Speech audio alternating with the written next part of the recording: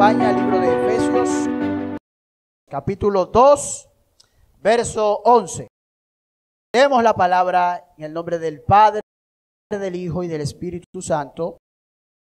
Recordad pues que en otros tiempos, vosotros los gentiles en la carne, llamados incircuncisión por la llamada circuncisión, hecha por manos en la carne.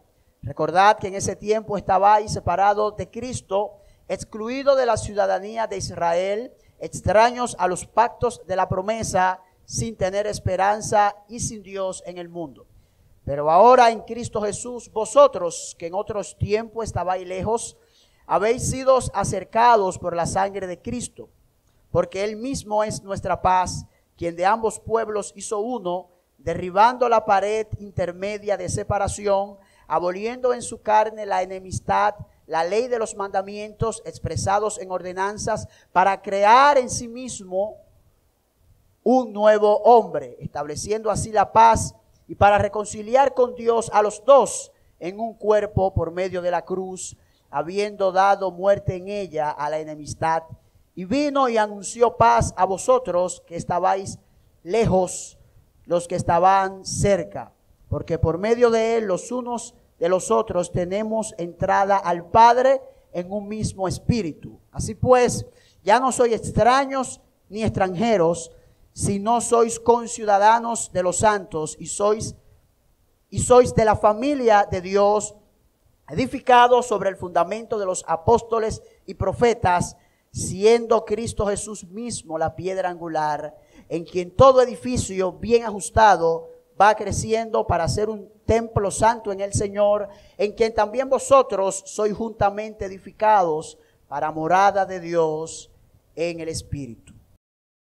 Señor, te tributamos gloria en esta mañana. Alabamos y exaltamos la grandeza de tu poder, la gloria de tu nombre y la majestad de tu gracia, Señor. En esta hora quiero presentarme ante tu pueblo, Señor, y ante tu presencia, implorándote tu gracia para poder exponer tu palabra. No importa mi preparación, no importa mi intelecto, necesito de la gracia de tu Espíritu para que tu palabra pueda ser predicada con eficacia. Para la gloria de tu nombre, dispón el corazón de la iglesia para escuchar tu santa y bendita palabra. Favor que te pido en el nombre de Jesús. Yo hace un tiempo, hace como unos días, yo no sé cuántos de ustedes saben que yo provengo de uno de los barrios más tranquilos de la República Dominicana, sector de Capotillo. Yo fui nacido y criado en ese sector. Por una razón u otra ya no estoy viviendo allá, pero hace como 2 días yo fui al barrio. Supuestamente iba a ir el presidente para allá, o algún político de influencia, pero unos 500 metros antes de yo llegar al lugar específico donde iba a ir el presidente o un político, había un alboroto en la calle.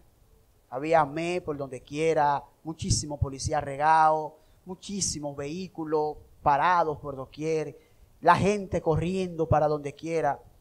Yo andaba con una persona y le digo, óyeme, pero si es el presidente que viene, el presidente realmente es una cosa extraordinaria. Nosotros estamos a 500 metros y tú percibes que hay algo anormal en el entorno. Hay más en la calle, hay más policía en todas las esquinas, inclusive en los platos. Óyeme, pero... Y él me dice, sí, varón, cuando el presidente es una cuestión. Y de repente por mi mente pasó, óyeme, pero si esto es el presidente, ¿qué será Cristo? Cuando las escrituras dicen que ante él toda rodilla se doblará y reconocerá que Cristo es el Señor. A veces yo me imagino cómo será ese día cuando retorne el Señor, donde toda rodilla se tenga que doblar y reconocer que Cristo es el Señor.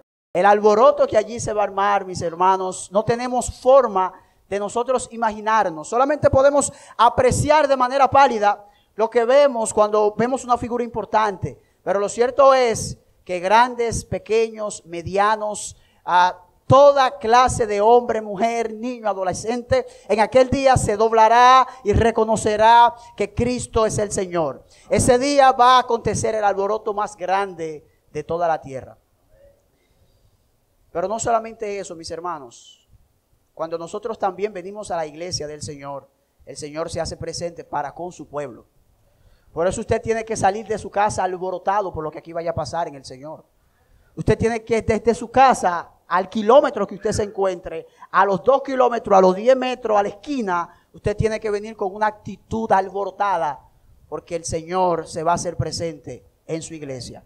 Amén. Así que yo le invito, mis hermanos, a que siempre que vengamos a la casa del Señor, siempre vengamos alborotados, de que aquí en cualquier momento puede pasar una locura del Señor. De repente aquí puede fluir un milagro, de repente su vida puede ser restaurada, de repente ese esposo por el que usted está adorando, Dios lo puede salvar. Cuando usted venga a la casa del Señor, venga con las expectativas más altas, porque no hay nada imposible para Dios. Miren, la semana pasada nuestro hermano pastor estuvo exponiendo el capítulo 2 del libro de Efesios, a partir del versículo 1 al versículo 10. Y allí pudimos apreciar la realidad espiritual en la que nos encontrábamos todos nosotros antes de venir al Señor. ¿Cuál era esa realidad? Estábamos muertos en vuestros delitos y pecados. Nosotros por naturaleza éramos muertos. Y evidentemente un muerto no puede responder a los estímulos externos. Cuando usted esté en un velorio, usted puede apreciar que sin importar lo mucho que allí se llore, sin importar lo mucho que allí se patalee, eso le es indiferente al que está muerto, porque ya pasó de una etapa a otro estado para con su alma. Así que por mucho que usted llore delante de un muerto, eso al muerto le es indiferente. Esa misma es la condición en la que estábamos todos nosotros antes de venir al Señor. Hasta que el Señor no traiga vida a los inconversos, por mucho que nosotros le prediquemos, por mucho que nosotros le presentemos el Evangelio, para Él eso es indiferente. Amén. Y nosotros no predicamos porque nosotros creamos que el ser humano puede responder al llamado. Predicamos porque es por medio de la predicación que Dios aviva a los que están en tinieblas. Amén. Así que podíamos ver cómo estábamos muertos en vuestros delitos y pecados, cómo por naturaleza éramos hijos de la ira, cómo nosotros seguíamos la corriente a este mundo y sin embargo Dios detuvo todo eso. ¿Se recuerdan el texto de Efesios 2:4 donde dice, pero Dios que siendo rico en misericordia, hermano, el pastor lo dijo la semana pasada y créame que de corazón, aunque usted no lo pueda sentir, ese es el pero más extraordinario que hay en las Escrituras. Porque ese pero crea un antes y un después definitivo en todos nosotros. Ese es el pero que lo saca a usted de las profundidades del infierno y lo eleva usted a las ternuras del cielo. El pero de Efesios 2:4 es el pero más importante en todas las Escrituras. Amén. Podíamos ver cómo hemos sido salvos por su gracia y que sin importar lo que podamos hacer, en último análisis es la gracia del Señor la que nos salva, la que nos sostiene y la que nos va a llevar hasta el fin de nuestros días. Amén.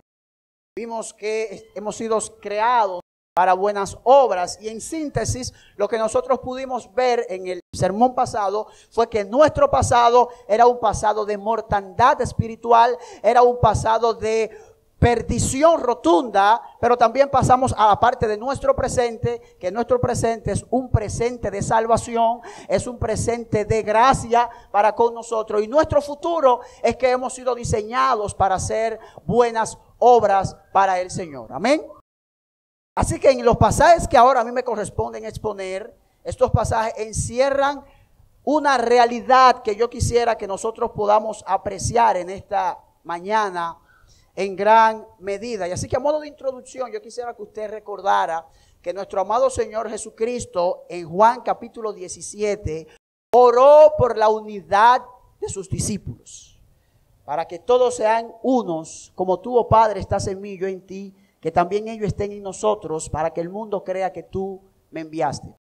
Para nuestro Señor Jesucristo, la unidad de su pueblo es fundamental, es esencial para Cristo que sus discípulos expresen la unidad que Él tiene con su Padre. Y por eso voy a trabajar con el tema, un solo pueblo en Cristo. Amén. Escuche el tema. Un solo pueblo, ¿en quién? En Cristo. Y uno de los problemas principales con lo que el apóstol Pablo tenía que lidiar cuando escribió la carta a los Efesios, era el problema de las divisiones prevalentes en la sociedad.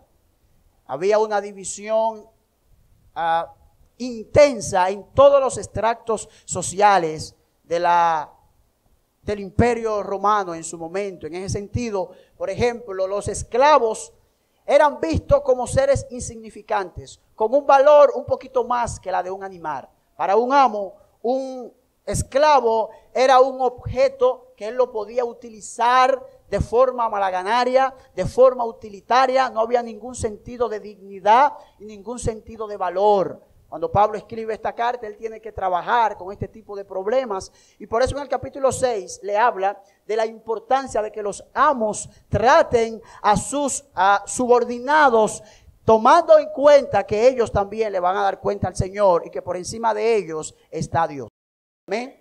Pero también había un problema con las mujeres, y era que las mujeres también eran vistas como un objeto. El hombre podía dejar a su mujer cuando él quisiera. La mujer no era vista de una forma valiosa como la Biblia lo presenta, sino que era vista de una forma como si fuese también un objeto. Y esto es un problema que Pablo revela en Efesios capítulo 5, y un problema frontal para la sociedad, porque Pablo dice que la mujer y el hombre ante Dios son lo mismo y que ellos deben de vivir para la gloria del Señor, y que el hombre debe tratar a la mujer como Cristo trata a la iglesia. Y eso es una idea revolucionaria, porque de repente el hombre hace lo que quiera con su mujer, pero ya no.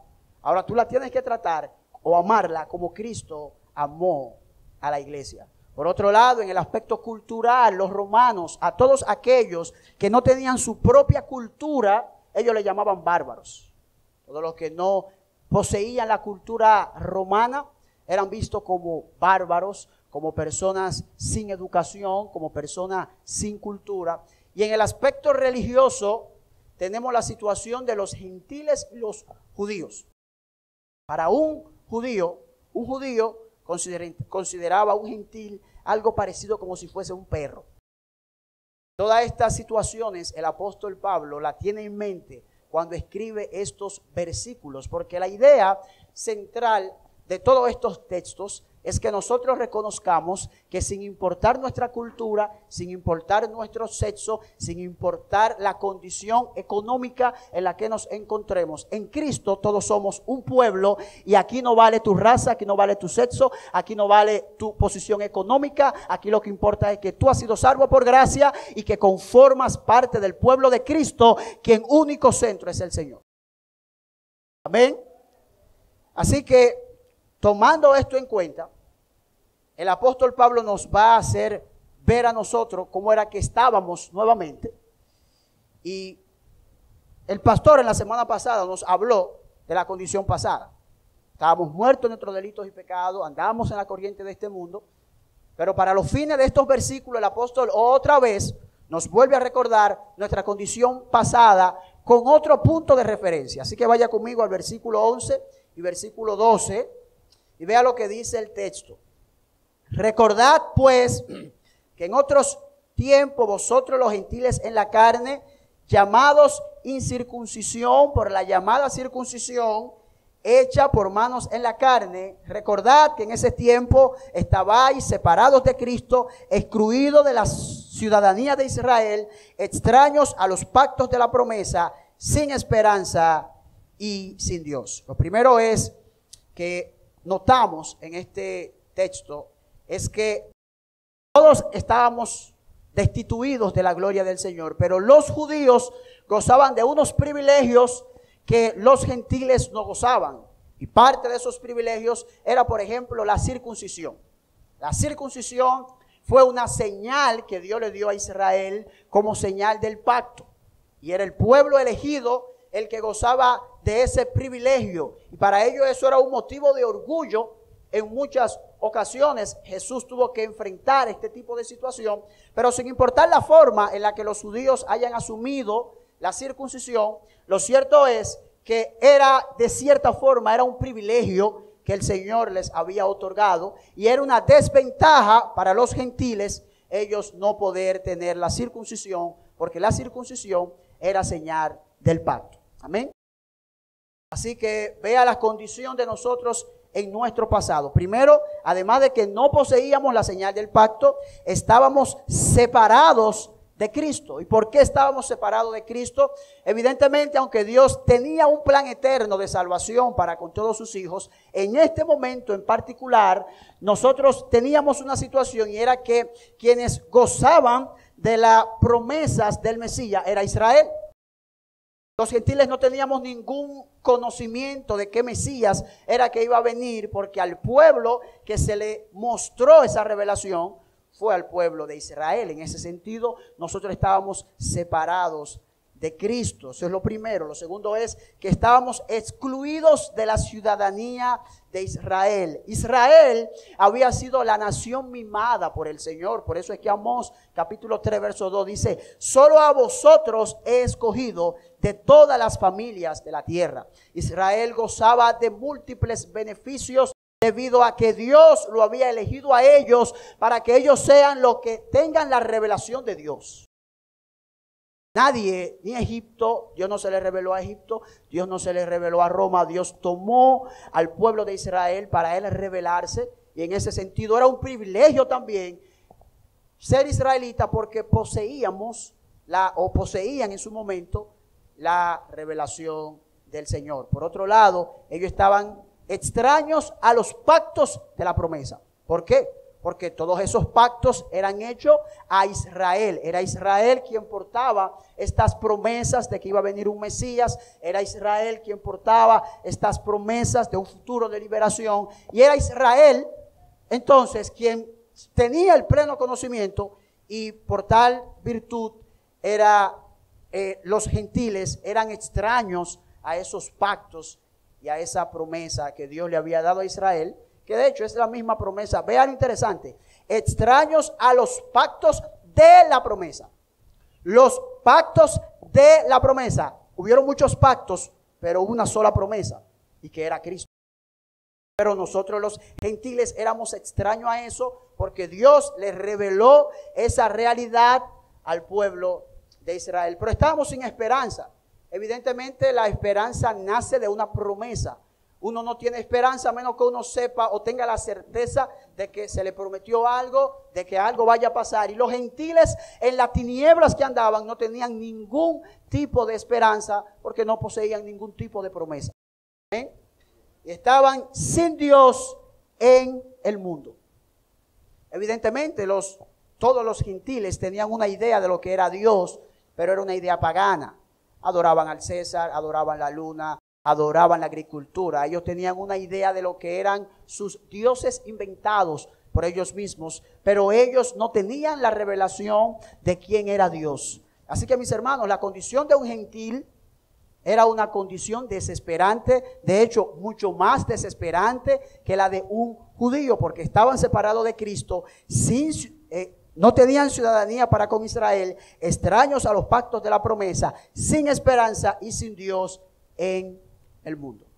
Esa era la condición en la que se encontraban los gentiles que estaban en la iglesia de Efesios, y por extensión es la condición en la que nos encontrábamos todos nosotros antes de venir a Cristo.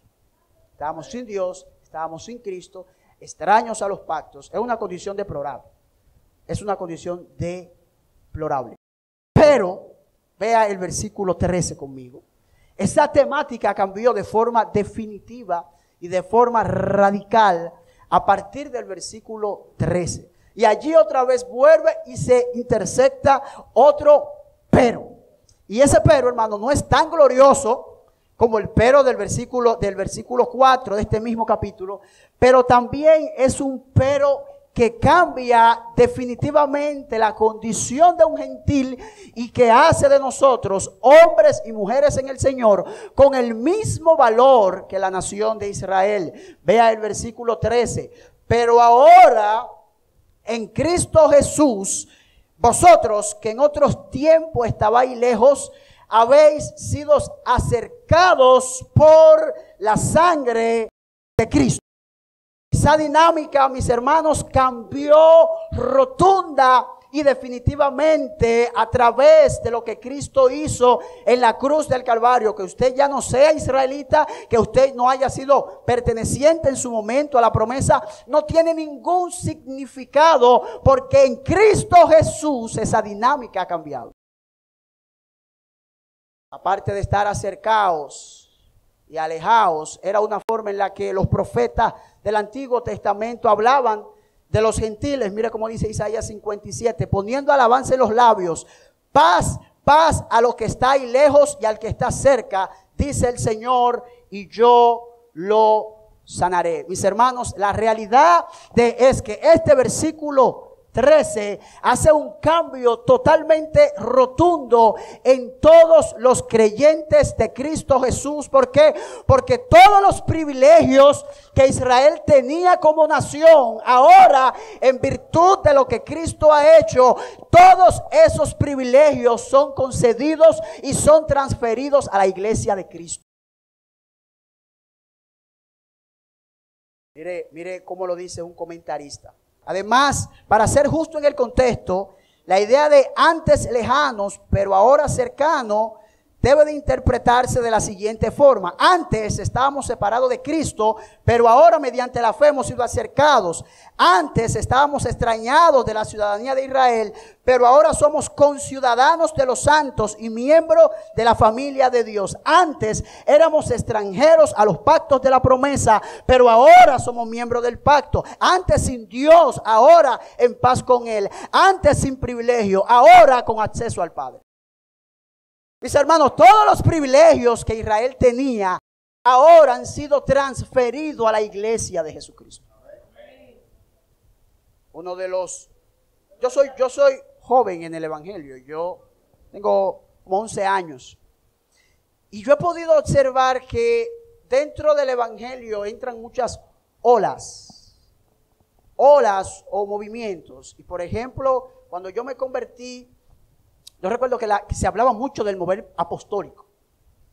Y de repente nacieron una de apóstoles por donde quiera. Y todo el mundo era apóstol, apóstol, apóstol. Después de eso, ese mover fue bajando y surgió el mover profético. Y ya la gente no se quería poner evangelista, se quería poner profeta. Porque la expresión profeta daba cierto sentido de renombre, cierto sentido de respeto. Aunque tú seas un profeta sin profecía, pero si tú tienes el título de que eres profeta, esto te otorga ciertos privilegios. Posteriormente, y todavía prevalece el evangelio de la prosperidad, hay muchos predicadores que lo único que viven pensando es en el dinero, se meten al infierno y allá te quieren prosperar desde el infierno. Y ese es otro mover que todavía estamos peleando con él. También había un mover de hablar en griego. La gente, el griego dice que aquí, que la palabra griega, que el arameo, que el aquí, que el aquello. Eso también fue perdiendo peso. Y ahora actualmente lo que está de viento en popa es el hablar en hebreo. Hay personas que creen que por decir el nombre de Jesús en hebreo, por mencionar muchas cosas en hebreo, eso tiene algún significado. Además de eso, el único detalle, no hay ningún problema en que usted quiera hablar hebreo. El único problema con este movimiento del hablar hebreo, de la cultura hebrea y todo eso, es que hay una intención de judaizar. Hay una intención de judaizar. Y este texto, todo lo que nosotros hemos visto, de todas las bendiciones de Dios que hemos recibido por gracia, si no se aborda este tema de manera frontal, todas las doctrinas de la gracia caen en el vacío. Escuche, todas las doctrinas de la gracia caen en el vacío. Adicional a eso, hay un amor muy particular que la iglesia tiene con Israel. La iglesia, bueno, de hecho, cuando estaban en boga el conflicto ahí en Israel y Palestina, había muchos evangélicos fanáticos orando por exclusivamente Israel. Porque la gente no ha entendido de que ya Israel no es la nación escogida del Señor. El pueblo escogido del Señor es la iglesia, que está compuesta por judíos y está compuesta por gentiles. Cuando un judío se convierte, un judío pasa a pertenecer a la iglesia de Cristo. No es que usted se convierte y usted pasa a ser Israel, no. Usted se convirtió y usted pasa a ser el miembro de la iglesia de Jesucristo. Y la razón por la que nosotros no hemos entendido esta situación es porque no hemos comprendido plenamente qué eran o cuáles eran las promesas que Dios le había hecho a Israel. Bueno, la promesa que parte a partir del capítulo 3 de Génesis es de una simiente. Es que Dios iba a destruir a Satanás a través de la simiente de la mujer. Amén. Pero posteriormente esa promesa se le otorga a Abraham. Y él dice que por su simiente serán bendecidas todas las naciones de la tierra. Pero ¿cuál es la simiente de Abraham? Vea conmigo lo que dice Gálatas 3:16. Y preste mucha atención a esto, porque yo estoy convencido de que algunos de ustedes tienen una idea distinta a Israel y quisiera ser lo más sensible a eso, pero también lo más bíblico. Mira lo que dice Gálatas 3:16. Ahora bien, a Abraham fueron hechas las promesas y a su simiente. No dice y a las simientes, como si hubiese de muchos, sino como de uno, y a tu simiente, la cual es Cristo. La simiente de Abraham es Cristo, hermano. Cristo es la simiente de Abraham. Y si todos nosotros estamos unidos por fe en Cristo, todos vosotros sois hijos de Abraham. Y en consecuencia, somos el Israel de Dios, si lo quisiéramos ver de esa forma. De hecho, eso es lo que Pablo está abordando en Romanos 2:28. Pues no es el judío el que lo es exteriormente, ni es la circuncisión la que se hace externamente en la carne, sino que es el judío el que lo es en el interior, y la circuncisión es la del corazón en espíritu. El judío es el que ha sido circuncidado interiormente, no exteriormente. Usted puede circuncidarse por algún asunto médico, pero eso no tiene ningún significado espiritual, como están promoviendo algunos judaizantes en la iglesia. Es el que es internamente quebrantado y circuncidado, el que es el verdadero judío. Así que en cierto sentido, usted y yo somos judíos, que Dios nos ha quebrantado. Así que, hermano, si usted está en el pueblo del Señor, sin importar su nacionalidad, si usted es haitiano, venezolano, si usted está en el pueblo del Señor, recuérdese que estamos unidos en un solo pueblo. Escucha, hermano, es un solo, no son dos pueblos. No es que Dios tiene un plan con la iglesia distinto al que tiene con Israel. Es que la iglesia de Dios es el Israel de Dios, y todas las promesas hechas a Israel son de la iglesia. Dice, hermano, todo, absolutamente todas esas promesas de bendición, de paz, de abundancia que se le dieron a Israel son de la iglesia. Ahora, yo no quiero que usted vaya a pensar que Dios ha rechazado al Israel nacional de forma definitiva. No. Tanto en Israel como en Haití, como en Brasil, ellos hay hombres y mujeres que Dios ha elegido para salvar. Entonces, la iglesia Israel en el Antiguo Testamento fue la iglesia infantil que alcanza su madurez en el Nuevo Testamento. Por eso es que los profetas inquirieron qué era lo que había de venir. Usted y yo gozamos de unos privilegios que el pueblo de Israel no gozó, porque no comprendían plenamente la realidad de quién era el Mesías. De hecho, todavía hoy mismo hay problema con eso. Muchísimos judaizantes no creen en Cristo Jesús como Señor, como Salvador y como Mesías. Y la iglesia de Cristo a veces está con una idolatría hacia esa nación. Tenemos que tener mucho cuidado con eso, porque esa nación, a pesar de todo, es una nación que, al igual que Estados Unidos, tiene leyes contrarias a la del Señor. Nosotros necesitamos ver la unidad del cuerpo de Cristo, no en función de la raza, sino en función de la gracia, porque vosotros sois salvos por medio de la gracia. Algunas personas tienen un concepto de que Dios va a salvar a un judío por ser judío, aunque no crea en Cristo. No, hermano, el único medio de salvación es Cristo Jesús. Es el único, no es la raza. Es la gracia de Dios lo que establece la diferencia en el creyente. Es la gracia del Señor lo que establece la diferencia, porque ya Dios ha derribado la pared que nos dividía. En la introducción dije que una de las divisiones religiosas más extraordinarias que había en el momento de Pablo escribir esta carta era la división entre el pueblo de Israel o los judíos como tal y los gentiles. Vaya conmigo al versículo 14. Vea cómo el Señor en estos textos muestra que es un solo pueblo el que Él ha hecho. Mira lo que dice. Porque Él es nuestra paz, que de ambos pueblos hizo uno, derribando la pared intermedia de separación, aboliendo en su carne las enemistades, la ley de los mandamientos, expresado en ordenanza, para crear en sí mismo de los dos un solo y un nuevo hombre, haciendo la paz y mediante la cruz reconciliar con Dios a ambos en un solo cuerpo, matando en ellas las enemistades. Y vino y anunció las buenas nuevas de paz a vosotros que estabais lejos y a los que estabais cerca. Lo primero, hermano, Cristo es nuestra paz. Hermano, repítalo.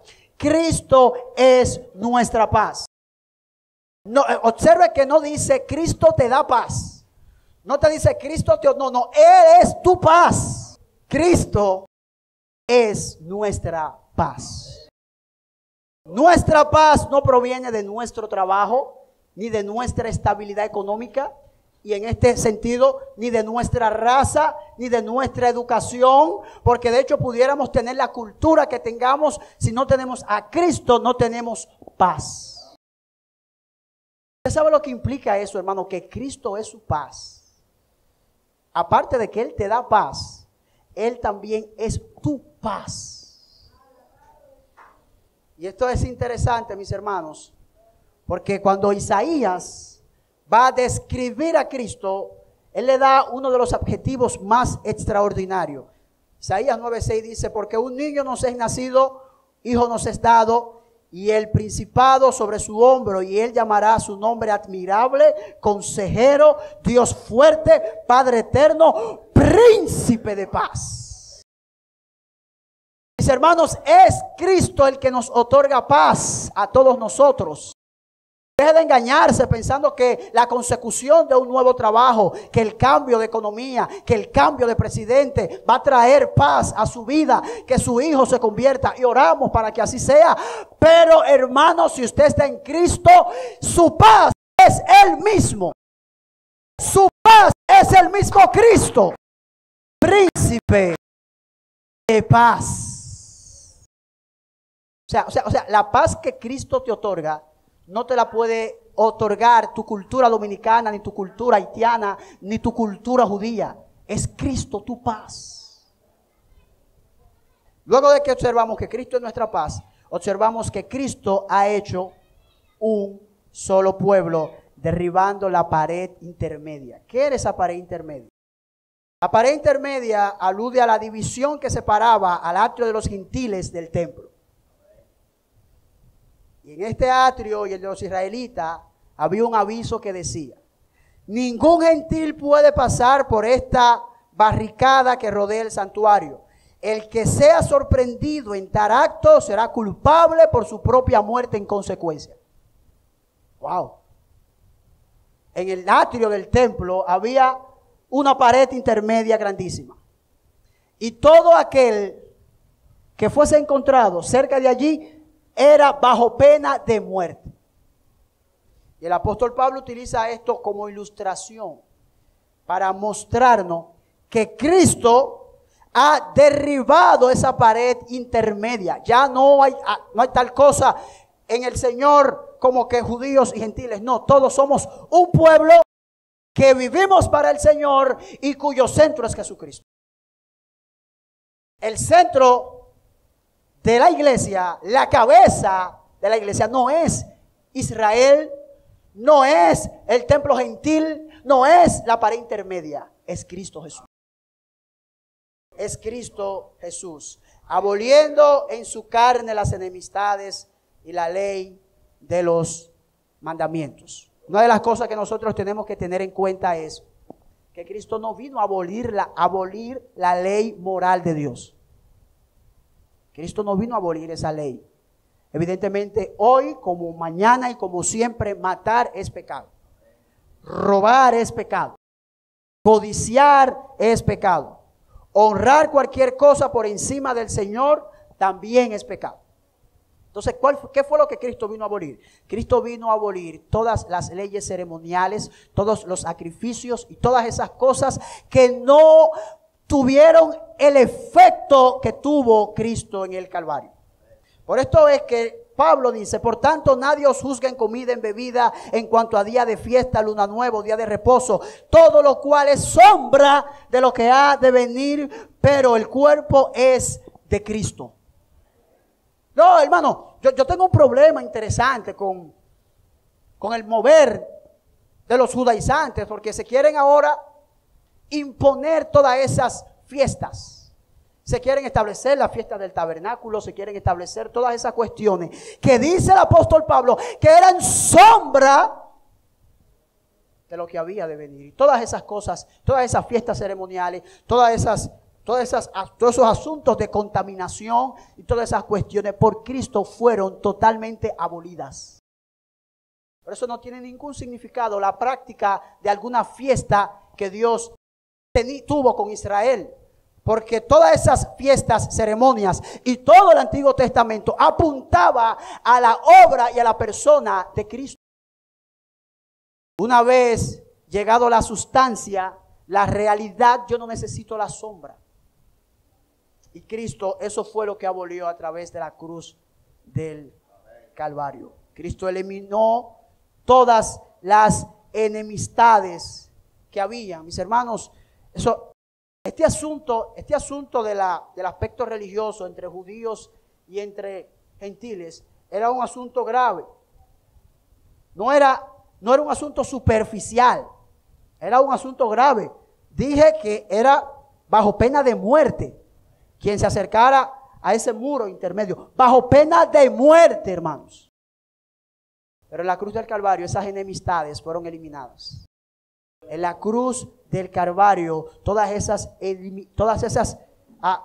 enemistades han sido eliminadas. ¿Por qué? Porque el problema principal del ser humano es su pecado. El problema esencial del ser humano, además de su orgullo, es que el ser humano es pecador. Y lo que resolvió ese problema definitivamente fue la cruz de Cristo.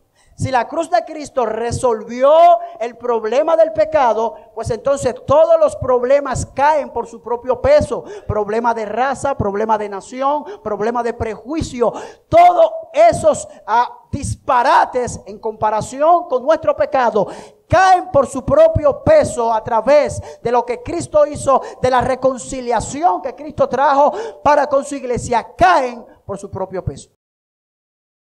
Por eso es, hermano, que usted y yo necesitamos tener mucho cuidado cuando vemos un hermano entrar aquí que no sea de nuestra nación, o que no piense como nosotros, o que tenga otro estatus social. Y cuidado con usted, si porque tiene cierto estado económico, si es blanquito, si es morenito, se acompleja. No, yo soy feo, yo soy haitiano. O si usted es muy blanquito, se siente superior. No, yo no quiero saber de lo moreno. Porque todas esas realidades y esos prejuicios tenemos que sepultarlo en el Calvario. Porque allí fueron sepultados. Aquí no se le aplaude al más rico, al más pobre. Aquí se le aplaude a Cristo. No importa que usted se quiera considerar bonito, feo, grande, gordo, elegante. Lo que yo le prohíbo es que usted se acompleje por esas banalidades e insignificancias. Porque ante Dios, por medio de la cruz, todas esas cosas han sido aplastadas. Y esto es lo que nos lleva al versículo 18, donde una vez eliminada todas esas realidades, ahora todos nosotros tenemos acceso al Padre por un mismo espíritu. Versículo 18, porque por medio de Él, los unos y los otros, tenemos nuestra entrada al Padre en un mismo espíritu. Eso es interesante, que la palabra acceso, que dice la versión Reina Valera, se utiliza 3 veces en el Nuevo Testamento, Romanos 5:12 y Efesios 3:12, y se utiliza para referirse a la entrada o al acceso que tienen los creyentes en su relación con Dios. Y esto cobra peso porque recuerden que el sumo sacerdote una vez al año era quien podía entrar al lugar santísimo y hacer una ofrenda por el pueblo. Pero ya eso se terminó, mis amados hermanos. Ya usted no depende de la oración de un pastor. Ya usted no depende de la oración del hermano. Dios, a través de Cristo, le ha dado la libertad de que cuando usted esté deprimido, usted tenga acceso al trono de la gracia. De que cuando usted se sienta decaído, usted tiene acceso al trono de la gracia. Y hay consuelo y socorro para aquellos que le buscan. No, hermano, deje de estar validándose de la oración de otros. Y es importante que oremos los unos por los otros. Pero tú tienes el mismo derecho que tiene el pastor de entrar a la presencia del Señor. Es el mismo, hermano, el mismo que tenía Isaías, el mismo que tenían todos esos profetas, el que tú gozas ahora. Y mejor todavía, tienes acceso al Padre. Algunos de ustedes se pusieran nerviosos y tuvieran que hablar con algún rey o con algún príncipe o con cualquier gente. Una entrevista de trabajo, usted va y se siente nervioso. Está hablando con algún jefe. Pero usted tiene un acceso más glorioso. Usted tiene acceso al Dios del cielo. Usted tiene acceso al Rey de gloria. Si usted va por una entrevista mañana, no se acompleje. Puede ser un lama, puede ser quien sea. Nadie es más grande que Dios. Y Dios le ha dado acceso a Él cuando usted quiera, donde usted quiera. Ya no es un año, ya no es un día al año, ya no es en una ocasión determinada. Es que cuando yo quiera, donde yo quiera, como yo me sienta, tengo acceso al Padre. El Padre que es rico en misericordia, el Padre que es rico en consolación, el Padre que es rico en amor, en gloria, en esperanza, en poder, en maravilla. A ese Dios tú tienes acceso por un mismo espíritu. Hermano, por un mismo espíritu. Por eso es que yo creo, mis hermanos, que para nosotros eliminar definitivamente todas las complejidades humanas, no tenemos que ir a la psicología, tenemos que venir a la Biblia.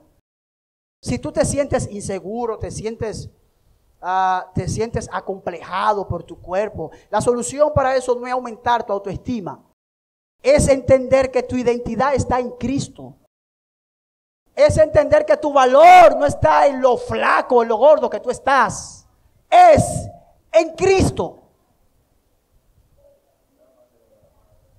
Mis hermanos, su valor, su peso, todo lo que usted pudiera tener. De hecho, Colosenses dice que nuestra vida está oculta en Cristo. Eso es mucho que decir, hermanos, porque cuando Dios te ve, no te ve a ti, ve a Cristo. Cuando Dios te ve a ti, como las leyes ceremoniales, ni todos los sacrificios del Antiguo Testamento, ni ninguno de los méritos humanos pudieron mejorar nuestra relación con Dios. Cristo, por medio de la cruz, creó la reconciliación que las leyes ceremoniales y los sacrificios no pudieron hacer. Y en eso nos gozamos. Y en eso nos regocijamos. A modo de conclusión, entonces, el apóstol Pablo, para terminar esta dinámica, entonces, en el versículo 19 y 22, él concluye estableciendo quiénes somos, dónde estamos y para dónde vamos. Mira cómo dice: así que ya no soy extranjeros ni advenedizos. Escuche, deténgase ahí. Así que ya no somos extranjeros ni advenedizos. ¿De quién éramos extranjeros? ¿Se recuerda? De Israel. Éramos extranjeros de la nación de Israel. Pero ¿qué dice el texto? Que ya no somos extranjeros ni advenedizos. O sea, ¿que somos qué? Estamos en la familia de Dios y somos israelitas, dice el texto, sino conciudadanos de los santos y miembros de la familia de Dios, edificados sobre el fundamento de los apóstoles y profetas, siendo la principal piedra del ángulo Jesucristo mismo, en quien todo el edificio va coordinado, va creciendo para ser un templo santo en el Señor, en quien vosotros también sois juntamente edificados para la morada de Dios en el Espíritu. Lo primero es, mis amados, que ya no somos extraños. Ya no somos extraños, hermanos. Por eso ya es hasta cierta forma extraño que usted se sienta distinto a Israel. Vamos a orar por la nación de Dios Israel. No, ya no somos extraños. Ya no lo somos, hermanos. Somos parte del pueblo de Dios. No somos advenedizos, no somos extraños, sino que estamos ¿dónde? Dentro de la familia de Dios. ¿Quién es la familia de Dios? Su iglesia. Son los santos, mis amados. Por eso que dice el versículo, sino conciudadanos de los santos y miembros de la familia de Dios. Dios no tiene dos esposas. Dios tiene una esposa que es su iglesia, hermano. Y esa iglesia ha sido fundamentada en los apóstoles y en los profetas. Pero la piedra del ángulo no son los apóstoles y los profetas. Es el mismo Cristo. Y esto es interesante porque la piedra del ángulo era la parte más importante en una estructura en las edificaciones antiguas. Debía tener la resistencia suficiente para soportar todo lo que se construya sobre ella y era indispensable que se colocara con precisión para que todas las partes de la estructura se orientaran hacia ella. Y eso es Cristo en su iglesia. Cristo es la piedra central. Cristo es el centro. Y el crecimiento de la iglesia de Cristo va a ser directamente proporcional al énfasis, a lo central que sea Cristo para nosotros. Por eso una iglesia que Cristo no sea su fundamento, que Cristo no sea su centro, no es una iglesia que va a avanzar. Podemos inventarnos muchísimas asuntos de mercadotecnia para atraer a los inconversos, para atraer a los impíos. Podemos llenar el ego de todos ustedes para que se queden en la iglesia. Podemos darle muchísimos entretenimientos para que no se vayan. Pero ¿sabe qué va a pasar al final? Se van a ir como quiera. ¿Por qué? Porque la iglesia no puede competir con el mundo en términos de entretenimiento. La iglesia no tiene las herramientas que tiene el mundo para competir con el mundo, con sus herramientas y todas esas cosas. Pero la iglesia sí tiene algo que supera el entretenimiento, supera cualquier cosa que te pueda dar el mundo, y es Cristo. La iglesia sí tiene, seguro no te vamos a entretener, pero te vamos a dar lo que tú necesitas. No estamos compitiendo con el mundo ni sus entretenimientos. De hecho, no estamos compitiendo con otras iglesias. Usted es libre, hermano, de usted hacer lo que usted quiera. Allí está el mundo y sus placeres, con todo y su entretenimiento, y no competimos con eso. El mundo tiene algo, el mundo carece de algo, que donde único lo vas a encontrar es en la iglesia de Jesucristo por siempre y para siempre. Él ha de ser tu deleite y el mío para la gloria del Padre.